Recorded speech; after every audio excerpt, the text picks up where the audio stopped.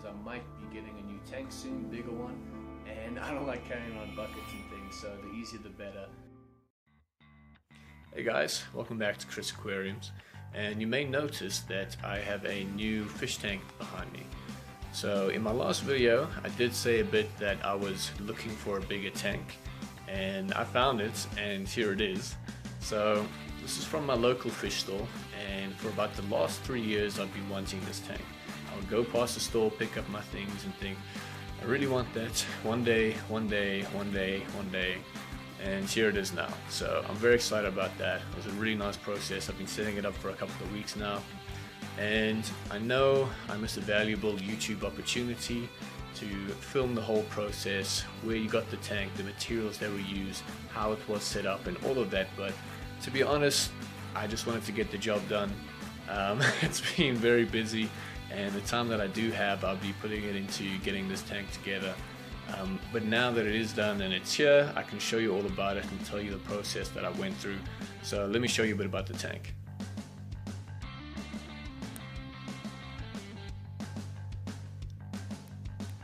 And this is the new 100-liter fish tank. It's about 90 centimeters long, 38 centimeters deep, and 41 centimeters tall. Now, as you can see, it's a planted tank and a community tank, and what we did with the planting and substrate is that we did a dirted tank.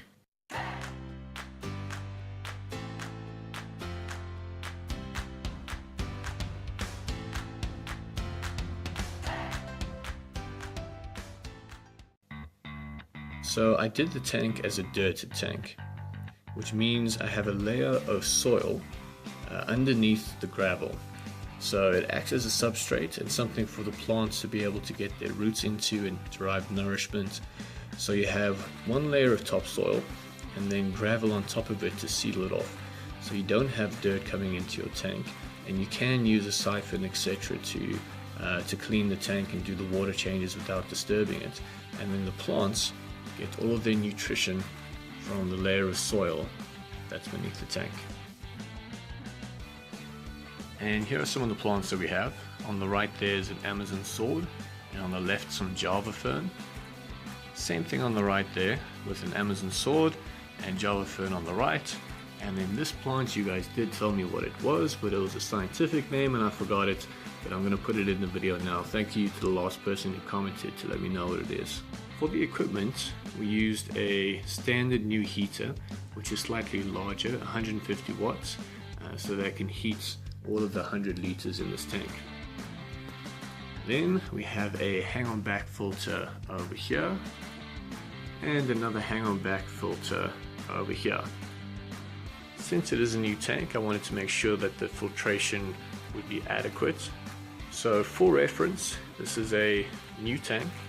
The soil and substrate and the water is new, but what I have done is I use a product called Safe Start, which introduces beneficial bacteria into the system straight away, and I also have 2 filters coming from previous tanks which still have their beneficial media, which is also being pumped into the system. So the filtration will go down to 1 filter, but for the meantime, while it's still a new tank, I don't mind having the extra filtration and the extra biological bacteria. Then for lighting, I have the same LED strip that I used for my old tank, and I used a piece of packing tape over it. In my old tank, I think I was getting a bit too much light and the lights were too close to the plants, but I can test out the lights on this, and so far it's been looking good, and hopefully it'll encourage some good plant growth over the next little while.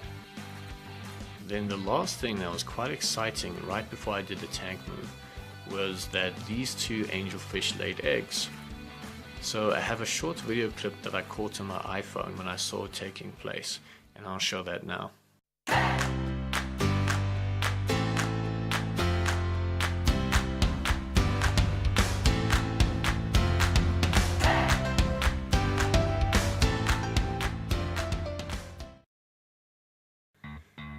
And then it wasn't too easy to see because they were both going back and forth over the leaf, which looks like they might be preparing this leaf now for future spawning, which will be interesting.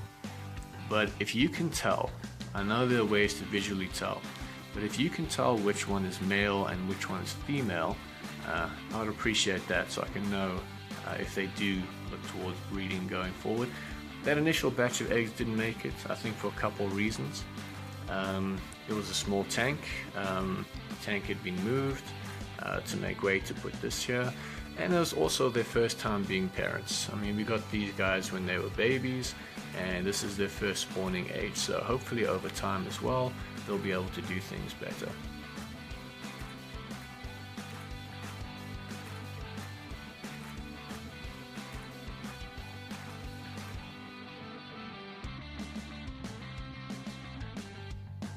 Then when you open the doors, you can see my fish keeping cabinet. So everything for the hobby is inside here. All the different kinds of foods and the treatments and the fertilizers and the hoses and siphons and buckets and nets, and basically everything for the hobby gets kept in here. But what you will see is that there are some support struts to the cabinet. So these are added to compensate for what is the additional weight.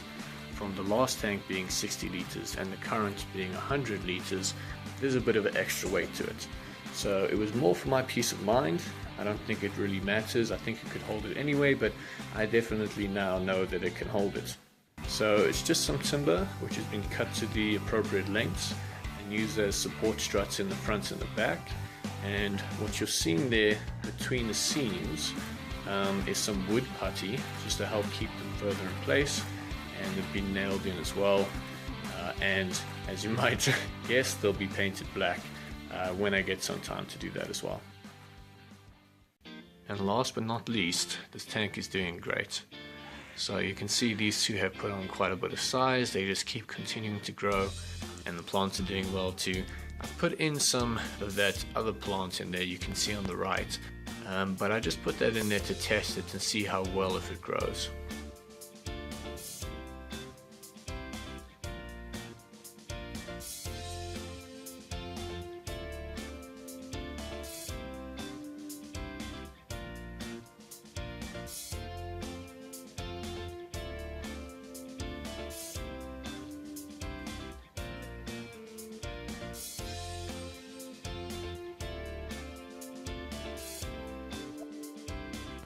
Okay, well that's the goldfish tank. Let me take you back to the tropical tank and we'll feed that as well, and I'll tell you about the fish. So for those who have looked at our previous videos, it's the same fish that we had in the last tank. So a community tank, and we have our two angels, about 12 neon tetras, one sunrise platy, and one cory cat.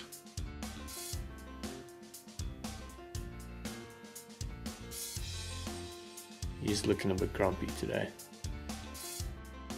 Hey guys, thank you for watching. Hope you enjoyed it. There will be a lot more to come with this big tank and with my other tank. I have a couple of ideas with my old tank, possibly becoming the new tank for goldfish, but we'll see how that goes. And there definitely will be some more fish coming into the big 100 liters. So subscribe if you can. I hope you enjoyed the video, and I'll see you in the next one.